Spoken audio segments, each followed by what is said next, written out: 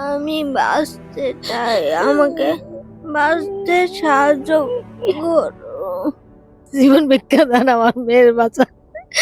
আমার মেয়ে একটাই মেয়ে আমার। আপনারা যে করে গেছিলেন, ওই দাদারা করে গেছিল 65,000 টাকার মতন ঢুকেছিল, যার একদিক থেকে ঢুকছে আরেক দিক থেকে আমাদের খরচ হয়ে যাচ্ছে। তোমরা যদি একটু সাহায্য করো তাহলে আমি বাঁচতে পারি। কথা বলতে আমার খুব কষ্ট হচ্ছে। ঠিক আছে তোমার কথা বলতে হবে না বোন। আমি মেয়ে ছিলাম, বাঁচবো না। চঞ্চল মেয়ে ছিল, সবার সাথে মিলামিশা খেলা সবকিছু খুব ভালো মতো করতো, কেউ একে খারাপ বলতে পারে না। কি বলবেন সাধারণ মানুষের উদ্দেশ্যে? আপনারা সাহায্য করলেই আমরা একে বাঁচিয়ে রাখতে পারবো আমাদের মধ্যে, কারণ আপনারা যদি পিছনে সরে যান আমরা আর পারবো না একে বাঁচাতে।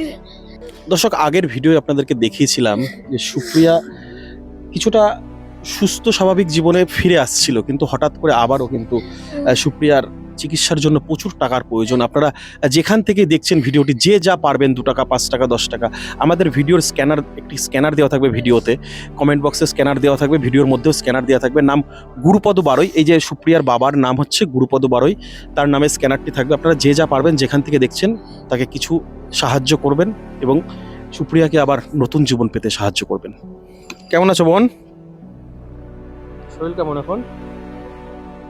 পেটে ব্যথা। কেমন আছে এখন?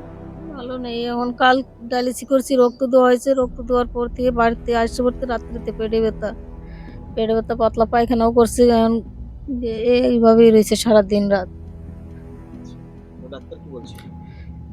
ডাক্তার কালকে আমি যাইনি তো, বোন গেছিল ডাক্তার। বলছে ডাক্তারবাবু? তার মানে দাদা এখানে যে আর কি করলো লেখা আছে সেইভাবে ট্রিটমেন্ট করতে পারছি না, তাই ডাক্তার কালকে বকাবকি করলো যে আমি যা যা লিখেছি সেটা তো কিছুই করনি। কালকে আর কি বিল তো হয়েছে, কালকে ডাক্তার দেখালাম, তারপর ওষুধের দোকানে গেলাম যে এই কয়েকটা ওষুধ আর কি করতে কত টাকা লাগবে। বলছে তাও এই ওষুধের দাম 6,000 টাকা লাগবে। এই ওষুধটার দাম 6,000 টাকা। হ্যাঁ, 6,000-এর মধ্যে আমার কাছে ছিল না টাকা। ডায়ালিসিস তারপরে ওই রক্ত টক্ত দিয়ে আমার কাছে 400 টাকার মতো ছিল। 220 টাকার 2 পাতা ওষুধ শুধু আমি নিয়ে আসছি। এখনো ওষুধ জোগাড় হয়নি? না, 6,000 টাকার ওষুধ লাগবে, এখনো ওষুধ জোগাড় হয়নি, তাই তো? একা আর কি ওষুধ আনলে 15,000 16,000 এরকম ওষুধ আর কি করে দেয়, কিন্তু সেটা তো আর দেখুন না, ওই ইংলিশন আছে, এক একটা ইংলিশনের দাম 1700 1800 এরকম আর কি ডায়ালিসিসের সাথে সাথে দিতে হবে। সপ্তাহে কটা ডায়ালিসিস চলছে? সপ্তাহে কালকের থেকে 3টে। হ্যাঁ হ্যাঁ। কেমন খরচ ডায়ালিসিস করতে, কেমন খরচ হচ্ছে প্রত্যেক সপ্তাহে? ডায়ালিসিস করতে তার মানে প্রত্যেক দিন গেলেই 5,000-এর উপরে আর কি খরচ আছে। হ্যাঁ, প্রত্যেক সপ্তাহে? প্রত্যেক সপ্তাহে 15,000-এর উপরে। হ্যাঁ, মাসে সেটা তো 3 প্রচুর টাকা। 12টা ডায়ালিসিস প্রত্যেক মাসে হ্যাঁ। 60,000 টাকার উপরে খরচ। হ্যাঁ, এখন কি একটু সুস্থ আছে আগের থেকে?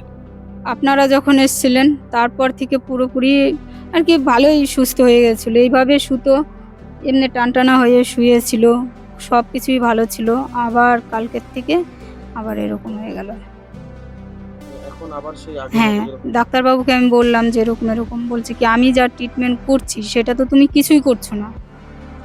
আমি যেভাবে চলতে বলছি, যদি ওকে বাঁচাতে চাও সেইভাবে সব করবেন। কোথা থেকে আপনারা? হ্যাঁ, সেটা আমি কিভাবে করব?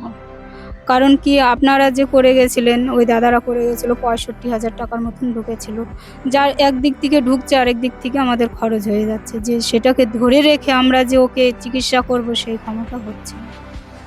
এর যে বুকে এই চ্যানেলটা আছে সেটা 3 মাস টাইম দিয়েছিল, 3 মাসের মধ্যে হাতে করতে বলেছিল, কিন্তু এখন 8 মাস হয়ে গেল, আমাদের ক্ষমতায় হচ্ছে না ওর হাতে করার।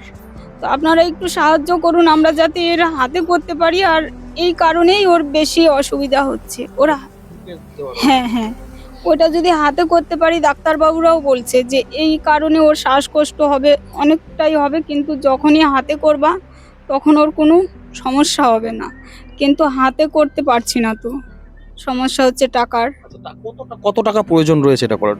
এইখানে হাতে শুধু করতেই 35,000 টাকা চেয়েছে এক জায়গার থেকে, আর 35,000 টাকা শুধু মেশিনটা বসানোর জন্য।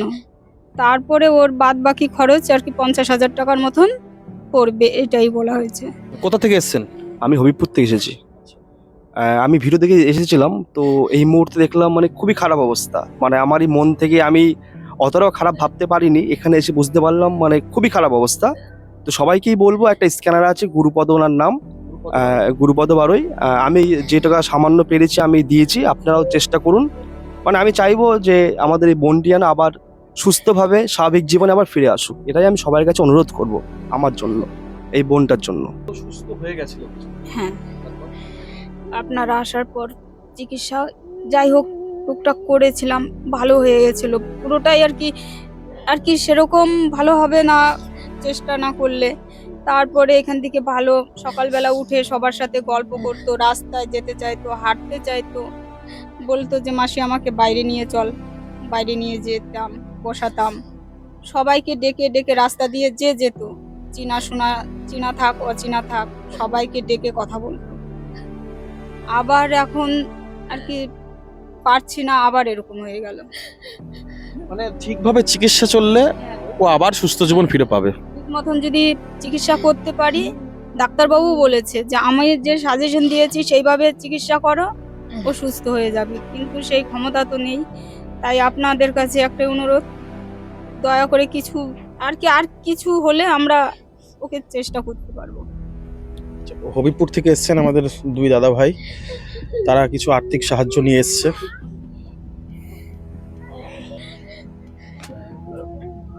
দেখছেন তো এরকম অবস্থায় রয়েছে, সাধারণ হ্যাঁ। মানুষের উদ্দেশ্যে কি বলবেন? দেখুন, সাধারণ মানুষের কাছে একটাই বার্তা, আপনারা দেখতে পাচ্ছেন একটা অসহায় পরিবার, তার মেয়েটাকে বাঁচানোর জন্য তারা যতটুকু পারছে সর্বশান্ত হয়ে গেছে। সকলের কাছে একটা নিবেদন, আপনারা যতটুকু পারবেন পরিবারের পাশে দাঁড়ান, যাতে এই মেয়েটা সুস্থ হয়ে ওঠে। চিকিৎসার ক্ষেত্রে যতটুকুনি পারবেন আপনারা সাহায্য করুন। ভিডিও স্ক্যানারে দেওয়া থাকবে। হ্যাঁ, সেখানে স্ক্যানারে আছে, আপনারা যেটুকুনি পারবেন আপনারা সাহায্য করুন, যাতে এই বোনটির সুস্থ হয়ে উঠতে সাহায্য হয়। আমার দিদির একমাত্র মেয়ে, কিন্তু এরকম অবস্থায় কোনোদিন আমরা ভাবতেও পারিনি যে আমার ভাগ্নে এরকম অবস্থা হবে বা এরকম কোনো পরিস্থিতি। একটা সময় তো হেঁটে চলে বেরিয়েছে, আজ এরকম অবস্থা। এ খুব মানে এই চঞ্চল মেয়ে ছিল, সবার সাথে মিলামিশা খেলা সব কিছু খুব ভালো মতো করতো, কেউ একে খারাপ বলতে পারে না। এ মানে এরকম ছিল না, আমি সবার সাথে মিশতো ভীষণ। কিন্তু হঠাৎ করে এরকম হওয়াতে বাবা মায়ের অর্থ সম্পদ যা ছিল সব চলে গেল। কিন্তু মেয়েটা যদি ভালো থাকতো তবুও মানে আমাদের কোনো কষ্ট হতো না। পড়াশোনায় কেমন ছিল? পড়াশোনায় ভালো ছিল, সেলাই কাজ পারতো, হাতের কাজ খুব জানা ছিল। যে কাজটা মানে চোখে একবার দেখতো সেই কাজটাই পারতো, মানে বলে দিতে হতো না যে এই কাজটা তুই করিস না বা কর। বাড়ির কাজ বা অন্য কোনো কাজ সব কাজের জানা ছিল একদম। কি বলবেন দিদি ভাই সাধারণ মানুষ? আপনারাই একমাত্র পারেন আমার মেয়েকে বাঁচাইতে, আপনারাই বাঁচান আমার মেয়েরে।